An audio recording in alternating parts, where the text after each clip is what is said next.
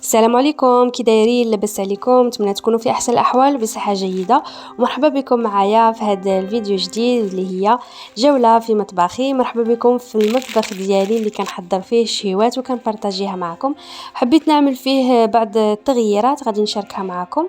نتمنى الفيديو يفيدكم وتاخذوا منه افكار ويعجبكم وتستافدوا منه. كما كتشوفوا معايا في الصوره توصلت من موقع شيئين بعض الاشياء الخاصه بالمطبخ. الا عجبكم الفيديو عزيزاتي واستفدتوا منه ما تنسونيش باللايكات ديالكم وتبارطاجيو الفيديو مع الاصدقاء والاحباب لتعم الفائده على الجميع. اول حاجه بدينا بها بنترنا الحيط باللون الابيض. بنترنا غير لابارتي اللي ما غاديش نديرو فيها البابيي، كنديرو هكا السكوتش باش تكون لا فينيسيون مزيانه. اللون الابيض كيعطي صراحه واحد المساحه وكيتناسب مع اي نوع من انواع الديكور وكيعطيها واحد الاناقه للمطبخ او للمنزل بصفه عامه.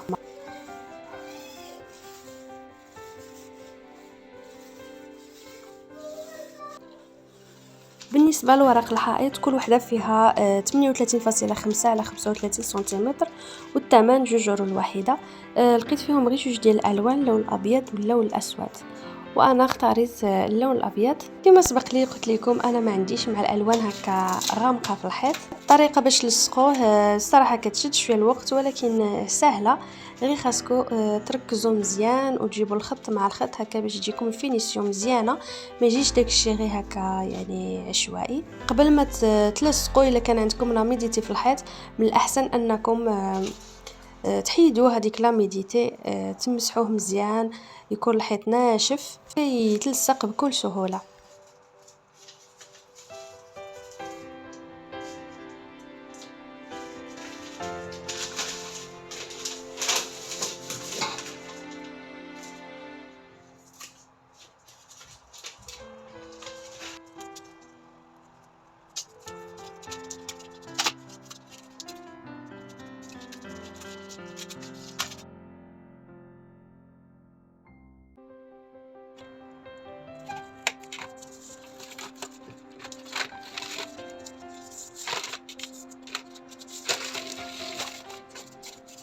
عندي هذا لي زيتاجير غادي نعمل فيهم هذا البلاستيك هذه كيحافظ على اللوح وما مطوم ما كيخليش الاشياء تزلق.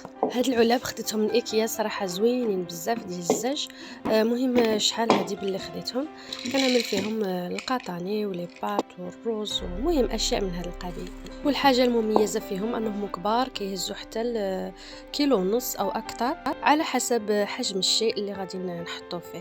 هاد الرفوف كيهزوا بزاف ديال الاشياء خصوصا ملي ما يكونش بلاكارات بزاف، من حيث هما في الواجهه خاصنا نحطوا فيهم اشياء اللي زوينه ومنظمه. بحال دابا السكر والشاي كيكون ضروري يكون باين ويكون حدا البوطه حيتاش كنستعملوهم بزاف. من بينهم الزهور والنباتات هكا الخضراء اللي كتعطي واحد المنظر زوين بزاف وكتعطي الروح للمطبخ ديالك. وهذا هو الشكل النهائي لهاد الجهه ديال الكوزينه من بعد ما كانت خاويه. حاولت نستغلها الصراحه لي زارونجمون اللي هما بساط وغير مكلفين عطاو واحد الفرق شاسع للمطبخ.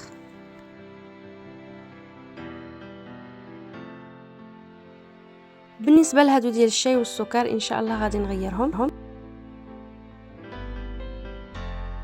هاد الديكور خديته من شيئين كيجي زوين بحال المرآة. فيه جوج ديال لي كولور لارجونتي والدوغي والثمن ديالهم جد مناسب، يمكن هكا اورو شي حاجه تلصقيهم بسهوله وكيجي المنظر ديالهم زوين. خديت هاد العلاقه من اكسيون، عجبني المنظر ديالها. بالنسبه للمسمار انا غادي نحاول نغطيه بهذيك الورده حتى هي كتباع في اكسيون كتجي قابسه فيها يمكن شي 8 د الوردات، كتخبعي داك المنظر ديال المسمار هكا كيجي خايب. هاد العلاقه غادي نعمل فيها الاشياء اللي غادي نستعمل في المطبخ. وفوق العلاقه عملت هادو ديال التوابل ديال الخشب من ايكيا، علقتهم حدا البوطه يعني فوق البوطه حيت كنستعملهم كثره في الطياب.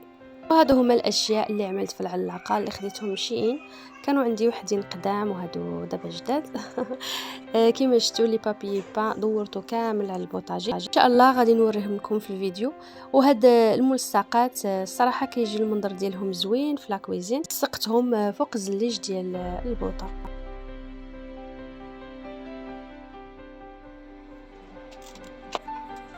وهذا هو ركن القهوة اللي كيحبو الزوج الكريم. صراحة أنا من عشاق الشاي، ولكن مرة كنشاركو هكا فشي فنجان ديال القهوة من كانت وحشها.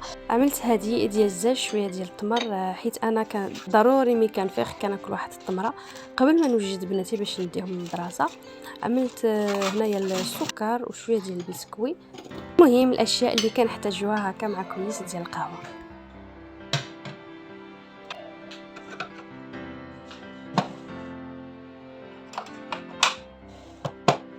في السونتر ديال لا كويزين عندي واحد السرجم اللي هي كبيره، وضعت فيها غير دوك جوج بيزان ديال الورد.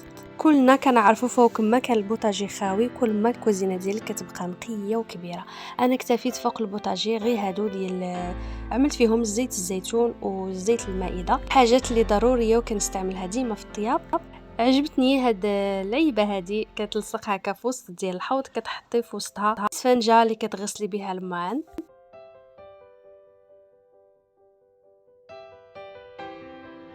وغندوزو الفكره اخرى عندي، هذه اللي خديتها حتى هي من اكسيون، كنحطوا عليها هكا لي سيرفييت ديال البوطاجي. بعد ما كنكملوا الشغل ديالنا كنخليهم ينشفوا هنايا في الصباح، كيصبحوا ناشفين. ملي نبغيو نقشروا الخضر كنرميو فيها هذاك القشور. المهم عندها عده استعمالات.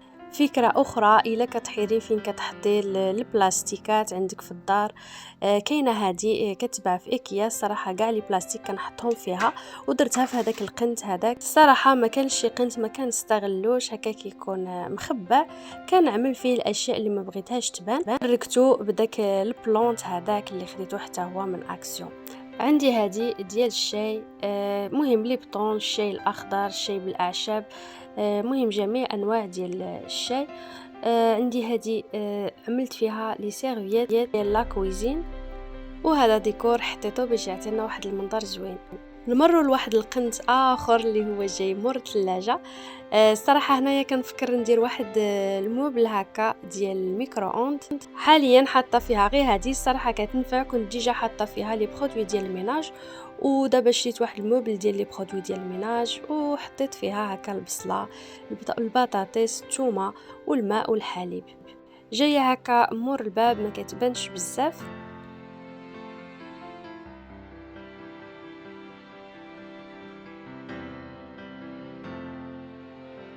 وهنا غادي نديرو واحد الجوله شامله في المطبخ ديالي، بعد ما حطيت كل حاجه في بلاصتها ونظمتها من ديكورات، من الاشياء اللي مهم بارطاجيتها معكم. الصراحه التصوير ما كيعطيش حقه. اولا صورت في الليل، وراكم عارفين التصوير ديال الليل ماشي بحال النهار. كما شفتوا معايا هذا الموبل هذا اللي راني دايرته فوق ماشينه لافي، خديته من ليدل، كان الثمن ديالو جد مناسب، وجمع فيه كاع لي برودوي ديال الميناج.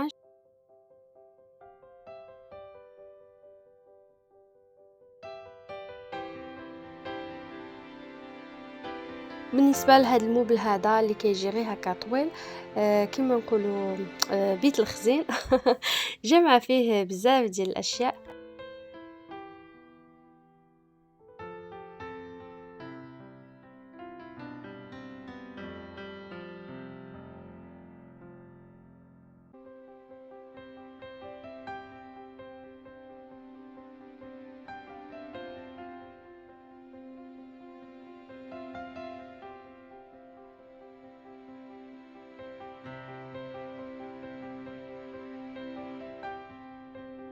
ولي بابي بان دورته كامل على البوطاجي، وهذا هو الشكل النهائي. الصراحه جا زوين بزاف، عطا واحد المساحه واسعه لا كويزين، والمنظر ديالو الصراحه جا رائع. في الوسط ديال المطبخ عامله صالامونجي، مهم بتي صالامونجي افيك 4 شاز بالنسبه للاسره الصغيره ديالي. هكا كناكلو هنايا في لا كويزين، حيت كعارفين مع الاطفال وعندي مساحه في الوسط لابد من نستغلها.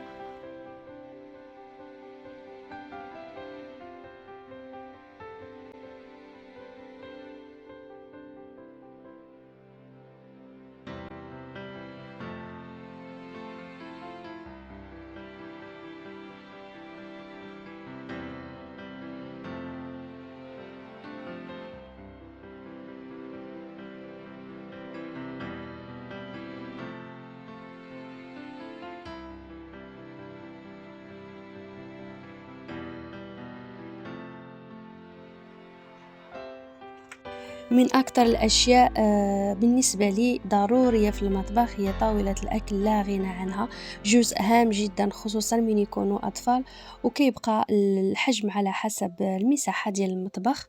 الصراحة أنا كنجلس عليها كنقشر عليها الخضر، ملي كنبغي نحضرها كشي حلوة كنقعد في الكرسي. المهم ضرورية جدا الصراحة، كتسهل عليك بزاف بزاف ديال الأمور. وهنا غادي نكونوا وصلنا لنهاية الفيديو. نتمنى الفيديو يكون نال الإعجاب ديالكم وخديتوا منه ولو فكرة واحدة. إلا استفدتوا منه ما تنسونيش باللايكات ديالكم، قولوا لي في لي كومونتير شنو نزيد شنو نقص، صراحة غادي نستافد منكم. خليتكم في أمان الله، إلى فيديو قادم إن شاء الله، مع السلامة.